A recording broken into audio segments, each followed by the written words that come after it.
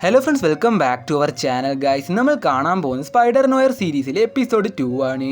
Episode 1 നിങ്ങൾ കണ്ടിട്ടില്ലേ? ഞാൻ ലിങ്ക് ഡിസ്ക്രിപ്ഷനിൽ കൊടുത്തിട്ടുണ്ട്. കാണാത്തവർ തീർച്ചയായും കാണേണ്ടതാണ് ഗൈസ്. വീഡിയോയിലേക്ക് പോകുന്നതിന് മുമ്പ് നിങ്ങൾ വീഡിയോ ലൈക്ക് ചെയ്ത് ചാനൽ സബ്സ്ക്രൈബ് ചെയ്യണേ. അപ്പോൾ നമുക്ക് നേരെ വീഡിയോയിലേക്ക് പോകാം ഗൈസ്. രണ്ടാം എപ്പിസോഡ് ആദ്യ എപ്പിസോഡ് അവസാനിച്ച് അതേ സ്ഥലത്ത് നിന്ന് തുടങ്ങുകയാണ്.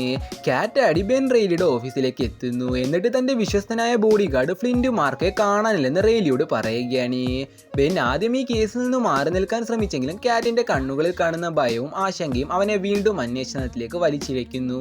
ബെന്നും ഇപ്പോൾ മാർക്കയുടെ അപ്പാർട്ട്മെന്റിൽ എത്തുകയാണ്. അവിടെ നിന്നും അവൻ ഒരു വലിയ സൂചന കണ്ടെത്തുന്നു.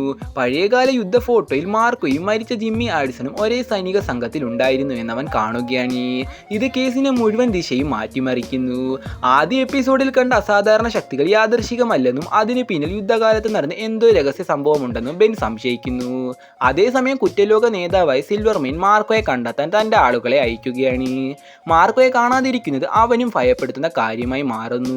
ഇതിനിടെ പത്രപ്രവർത്തകനായ റോബി റോബർട്ട്സൺ സ്വന്തം അന്വേഷണം തുടരുകയാണ്. ജിമ്മി ആഡിസന്റെ മരണത്തിന് പിന്നിലെ സത്യം കണ്ടെത്താനാണ് അവന്റെ ശ്രമം. നഗരത്തിന്റെ ദരിദ്ര പ്രദേശങ്ങളിലൂടെ സഞ്ചരിച്ചുകൊണ്ട് ആഡിസന്റെ പഴയ ജീവിതത്തെക്കുറിച്ച് അന്വേഷിക്കുകയാണ്. അങ്ങനെ അവൻ ആഡിസന്റെ വീട്ടിലേക്ക് എത്തുന്നു. അവിടെ വെച്ച് ലോണി ലിങ്കൻ എന്നൊരു വ്യക്തി അവൻ കാണുകയാണ്. ആഡിസൺ ഒരു സാധാരണ കുറ്റവാളിയല്ലെന്നും അവന്റെ ജീവിതത്തിൽ വലിയ ദുരൂഹതകളുണ്ടെന്ന് റോബിന് മനസ്സിലാക്കുകയാണ്. ആഡിസന്റെ ഭാര്യ പെട്ടെന്ന് ആഡംബര ജീവിതത്തിലേക്ക് മാറിയത് റോബിന്റെ സംശയങ്ങൾ വർദ്ധിപ്പിക്കുന്നു. ആരോ ശക്തനായ ഒരാൾ ആഡിസനെ ഉപയോഗിച്ചു എന്ന് സൂചനകൾ അവൻ ലഭിക്കുകയാണ്. പിന്നെ അന്വേഷണം കൂടുതൽ ആഴത്തിലേക്ക് കൊണ്ടുപോകുമ്പോൾ കാര്യങ്ങൾ അപകടകരമാകുന്നു. സിൽവർമെയിന്റെ ആളുകൾ അവനെ തട്ടിക്കൊണ്ടുപോകാൻ ശ്രമിക്കുന്നു. എന്നാൽ വർഷങ്ങളായി മറച്ചു വെച്ചിരിക്കുന്ന തന്റെ സ്പൈഡർ കഴിവുകൾ ഉപയോഗിച്ച് ബെൻ രക്ഷപ്പെടുകയാണ്.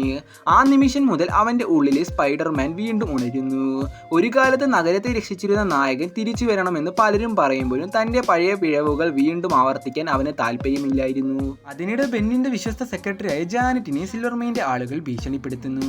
തന്റെ അടുത്തുള്ള ആളുകളും അപകടത്തിലാവുന്ന കണ്ടപ്പോൾ ബെൻ ഇനി പിന്നോട്ട് പോകാൻ കഴിയില്ലെന്ന് മനസ്സിലാക്കുന്നു. അവൻ പഴയ അപ്പാർട്ട്മെന്റിലേക്ക് മടങ്ങി ചെല്ലുകയാണ്. മതിലിൽ ഒളിപ്പിച്ചിരിക്കുന്ന തന്റെ പഴയ സ്പൈഡർ സൂട്ട് പുറത്തെടുക്കുന്നു. ഏറെ നാളുകൾക്ക് ശേഷം സ്പൈഡർ വീണ്ടും ജനിക്കുന്ന നിമിഷമാണിത്. എപ്പിസോഡിന്റെ ക്ലൈമാക്സിൽ സിൽവർമെയിൻ തുറമുഖത്ത് പോകുന്ന സമയത്ത് കറുത്ത കോട്ട് ധരിച്ച് സ്പൈഡർ നോയർ അപ്രതീക്ഷിതമായി ആക്രമിക്കുന്നു. കാറുകൾക്ക് മുകളിൽ ചാടിയും വലിയ ഉപയോഗിച്ച് നിരവധി ഗുണ്ടകളെ അവൻ തോൽപ്പിക്കുന്നു. പിന്നീട് സിൽവർമെയിന്റെ കാറിൽ കയറി ബെന്നിനെയും ജെനിറ്റെയും വീണ്ടും ഉപദ്രവിച്ചാൽ ജീവനോടെ വിടില്ലെന്ന് മുന്നറിയിപ്പ് നൽകുന്നു. വർഷങ്ങൾക്ക് ശേഷം നഗരം വീണ്ടും സ്പൈഡറിനെ കാണുന്ന നിമിഷമാണിത്.